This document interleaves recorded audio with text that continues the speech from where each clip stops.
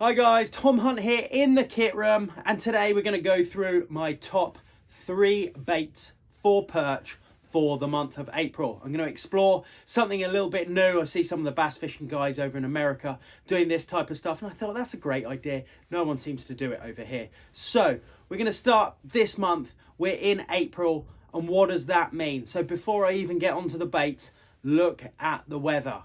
One day you're going to be out, the sun's going to be pouring down on your back, and you're going to think, oh my gosh, summer's come early.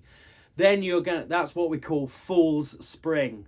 Yeah, because the likelihood is that the very next week it's going to be absolute downpours. There's going to be swirling winds and storms, and it's absolutely all over the place. You can even get frosts through to the first week or two in May. So the main thing at this time of year, in April, I've selected baits based on variety, but you guys need to read the conditions. I can't just tell you what bait to tie on, go and fish it and you're going to catch.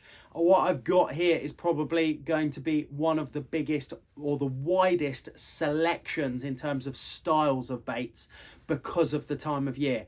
1 minute it can be really, really tricky. The next minute they're in the shallow water, the water warms up and they're super active and they're going for a really aggressive style lure.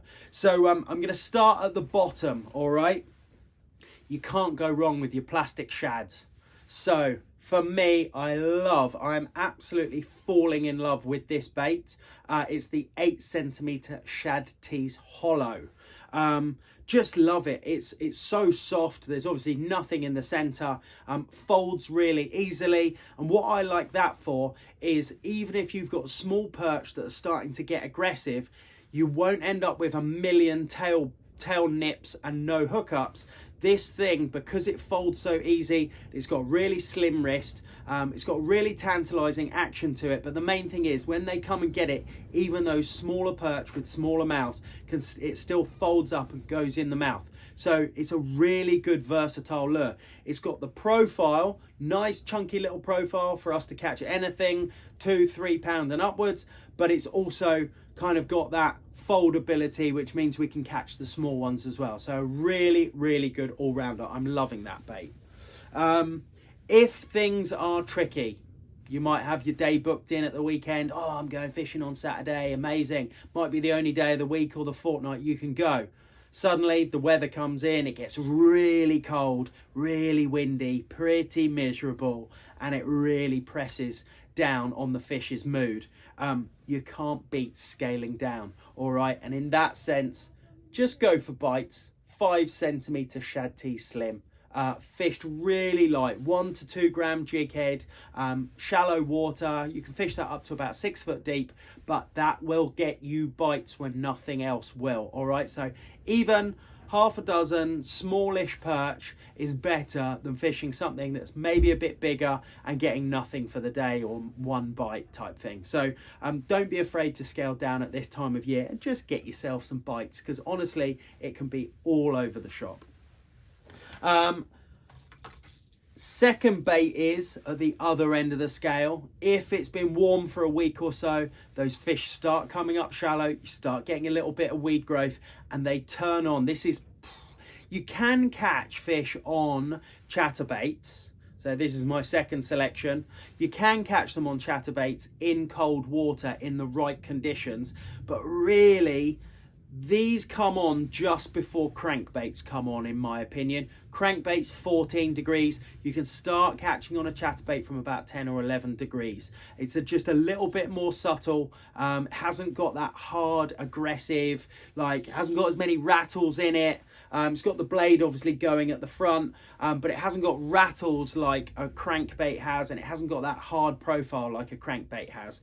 So yeah, you can fish that either naked or you can put it on a little trailer, so a little shad or a little creature bait, something like that. But quite often I just like casting them out, fishing them naked, and just searching for bites. But it's the type of bait that does pump out a few vibrations. So if the water temperature has come up a couple of degrees with some really nice weather in that springtime, catch them while they get active, because the chances are a week or two later that bad weather might be back in again, and that water temperature yo-yos like there's no tomorrow. So the main thing is try and use the baits to suit the water temperature and the fish's mood. But yeah, Chatterbaits, love them. 10, 11 degrees is where you want to start. And my last one, and again, this is because of variety, is going to be the Jerkbite, Westin Jerkbite. I love this little size as well. Like I said with the plastics, scaling down, don't go super huge. Their hunger, their appetite isn't going to be massive. Like, they can really attack some huge baits in the summertime. We're not quite there yet. So the little 9 centimeter version's great. Comes in a shallow runner, which goes maybe 3, 4, 5 foot deep. The deeper runner can go up to about 8 foot deep. So just pick the one that works on your venues. But the reason that I love this is because it has got rattles in it, but it's not as aggressive as a full-on crankbait like the buzz bite or the raw bite.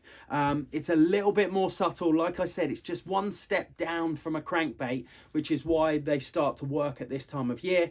But again, you can fish these, lots of twitches, fishing them quite hard and quite aggressive if the fish really want to chase.